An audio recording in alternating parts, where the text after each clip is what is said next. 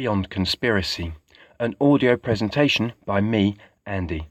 Inspired by everything I have lived and felt and experienced, by every person I have met, and by every odd little bit of information that has mysteriously drifted my way in the 37 years that I've been roaming around this reality.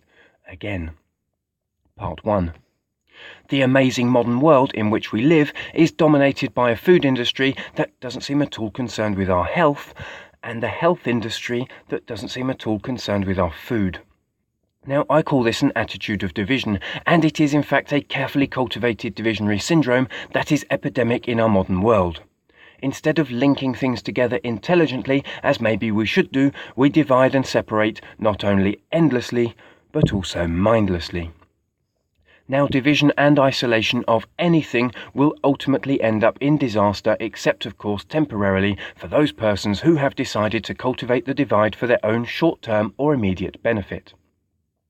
There is no such thing as a long-term benefit from cultivating divides. It is ecologically impossible when living within a whole.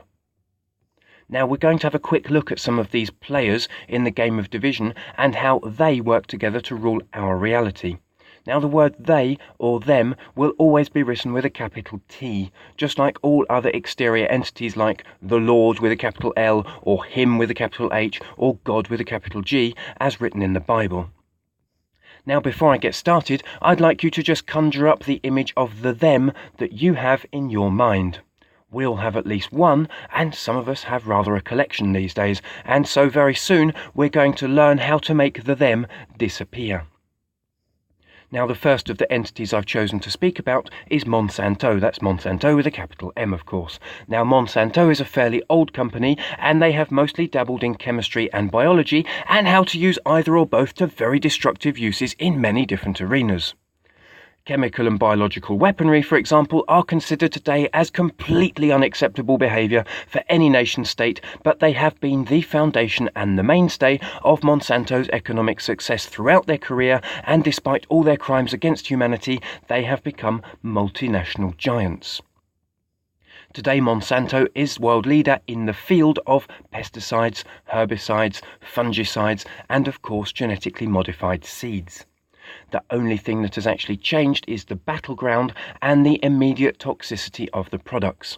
In many ways, Monsanto are still one of humanity's greatest enemies, as they were when they provided mustard gas to both sides during World War I. But let's not panic about the all-powerful Monsanto. The GMO threat is a lot less than we are fed to believe. Without going into details of depopulation agendas and all the other scare stories generally associated with Monsanto and conspiracy theory, let's just stop and take a good cold look at the reality. Monsanto is looking for world domination through just 4 different plants. That's maize, cotton, soya and rapeseed, and out of these 4, they've only got 2 inventions. The first is selected genes inserted into the plant's DNA to render the sap of the plant toxic to predators. Lucky for us, we don't eat cotton. Not yet, they haven't got that far. And the second of the inventions is just the simple ability to resist Roundup, which is Monsanto's very own herbicide weed-killing product. Now, this Roundup-ready patented gene splicing is the 21st century's biggest rip-off. They didn't invent anything, they just turned a problem into a solution.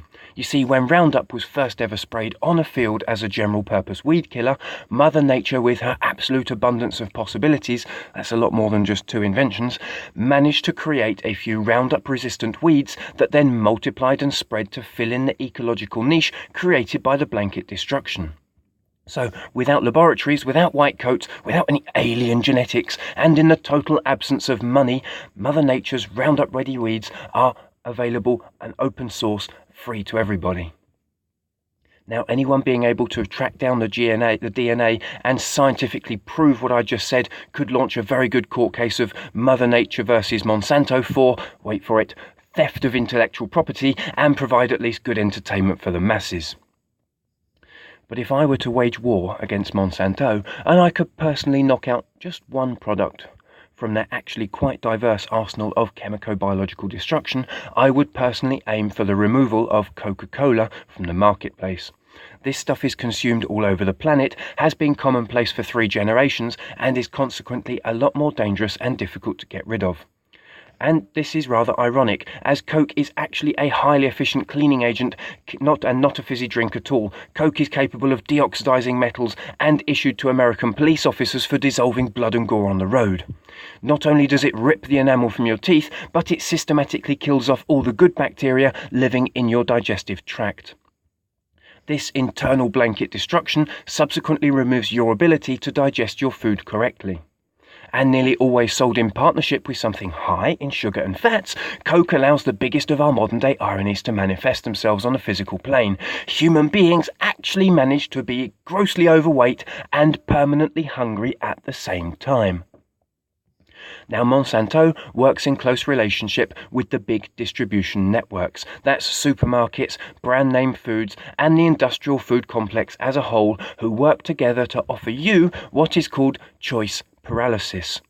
All of the products you can possibly imagine, and quite a few you probably can't, are available on the shelves all year round. Nothing is ever in or out of season anymore, except of course one product: Easter eggs.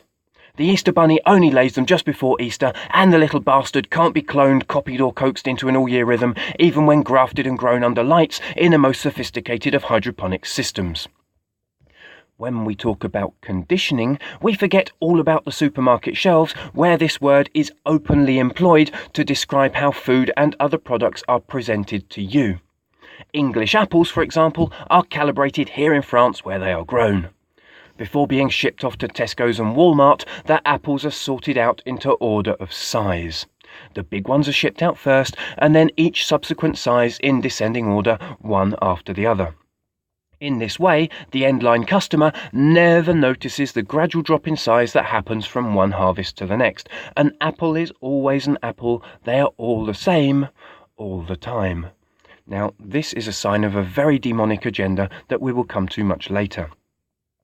Now, by using their well-structured conditionment policies, the supermarkets centralise, standardise, homogenise and sterilise not only food, but also your decision-making processes and shopping choices, and all the while they use that loyalty card to keep track of all your whims and weaknesses. Thanks to this psycho-rigid way of thinking, very often raw agricultural produce gets carried off in lorries for hundreds of miles to be transformed somewhere, and then off again somewhere new and exciting to be packaged, before then going through a whole series of logistics platforms to come back and be sold quite frequently on shelves just a few miles away from the originating farm. Supermarkets and seed specialists like Monsanto work together to select apparently fresh products that are visually appealing, uniform, and of course, transportable. The resistance to vibrations and the capacity to arrive on the shelves looking good are now among the major selection criteria. Things like ease of culture, resistance to disease, adaptability to local climate, and those all-important values like taste and nutritional value have all been completely lost. And this fantastic mix of techno-production and superficial values is currently responsible for the wastage of 60% of what is actually produced. That's right, less than half of the bulk raw produce grown actually gets sold and eaten. And we are also rapidly losing our genetic heritage of available seeds through these erosive processes. Supermarkets work hand in hand, of course, with the oil and petrochemical industry, and not only for ferrying plasti-wrapped food around in all its forms by lorry, boat and plane, but also to ferry the humans around to complete the distribution chain. That's it, folks. We are all guilty of taking the car to the supermarket to buy tasteless, toxic food that we could have grown at home, or at the worst paid somebody to grow it locally within a 5-minute walk of our door. The 1.5 gallons of petrol required to drive your little car around for 60 small minutes is actually the product of 200 years of sun on an acre of prehistoric vegetation. I'll just repeat that so that it goes in deeply. The 1.5 gallons of petrol required to drive your little car around for 1 small hour is the product of 200 years of sun on an acre of prehistoric vegetation. Every time we use it, we are cheating real time.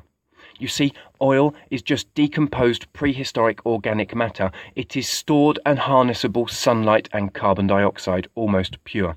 And in fact, it is a precious one-off gift from our geological past. Now, this intensity of very convenient liquid energy could be used sparingly just to accomplish the most difficult of tasks, or to allow us to push the limits of our technological research into renewable energies. We could probably have achieved much more already and still had this convenience to hand for thousands of years to come. All it would have needed was for it to be declared a global and finite resource available for the common good of all mankind. And maybe, just maybe, we should have given it that very high price it deserves from the very beginning. We could have used it, as I said, sparingly and intelligently for generations, instead of wasting it all within 200 years by creating a whole bloody civilization that depends upon this resource across the board to achieve the smallest of mundane tasks, and creating a whole load of unnecessary tasks in the process. Now, from oil, we've also made plastic. And plastic is fantastic. It's light, it's strong, it's waterproof, it never rots or goes mouldy, and it's useful in 500,000 ways, especially for making containers of all kinds, and especially pipes. Plastic containers and pipes allow simple people like us to collect and distribute with ease and flexibility that essential life-giving substance that we call water. Now, this is real progress and a damn good thing. You do have to be very careful not to throw out the baby with the bathwater when remaking the world, because nothing in itself is actually bad. It's just the way in which most things have been applied that give the things in themselves a very bad name. You only have to start dealing with a few everyday problems like growing and storing your own food to realise the value of plastic. Try storing 20 kilos of flour, sugar or oats, or bringing 300 litres of apple juice back from the local press, or simply watering a few vegetables. All of these domestic infrastructures become very heavy and fragile, or both, in the absence of plastic, which definitely has its place in our lives. Iron and concrete pipes, for example, are incredibly hard to lay, and they require specialist tools, and they actually rot down after about 60 years. Lead, or plumbum, from where we get the word plumber, was an incredibly deadly way of ferrying water around, and not such a good idea from the start. And copper is too fragile and rare and expensive for outdoor underground use. It would just get dug up and stolen quite regularly. Now, just imagine the world where the copper would have been the first choice for water pipes instead of good old deadly lead. Plumbers would thus be called coppers, and so we'd still have to call police officers pigs, wouldn't we? Now, unfortunately, humanity has been just as dumb with the plastic as with the oil itself. Instead of preciously producing reusable lifetime guarantee objects like, for example, simple refillable lightweight stainless steel lined plastic bottles that could be handed down from one generation to another, well, we opted for the disposable, and poor quality plastic objects appeared in profusion, and nobody told us that the stuff will take thousands of years to rot down. Up until then, anything we used was either reused or it rotted down, and poor quality plastic offers neither of these possibilities. And then we scratch our heads and wonder why the planet has become such a dump. And the phenomenon continues today. Western companies invade so-called underdeveloped countries, sell them plastic-wrapped rubbish without educating them on the nature of plastic or setting up any kind of recycling system, and then we say that they are filthy savages and live like animals because the beaches we want to go on holiday to are awash with our plastic. But it gets worse. Because we have container ships running empty back to China every day, we have quietly piled up all of our single-use plastic over there in mountains so high and over such wide areas that Mother Nature, as in the case of Roundup, has yet again intervened. In the ecological niche created by our blanket stupidity, a mushroom capable of breaking down the very complex molecular structure of plastic has decided to manifest into reality. Now, this is really quite astounding. Evolutionary speaking, you really have to go for it to provoke mutations that quickly. And yet this discovery was heralded as a fucking miracle. All of the scientific world were in awe of Mother Nature and her resolute resourcefulness. Now, personally, this story puts shivers up my spine and makes me want to run out and buy fungicide products from Monsanto to protect my water infrastructure in case that nasty yellow Chinese fungus comes invading and rotting down all our good, solid Western plastic.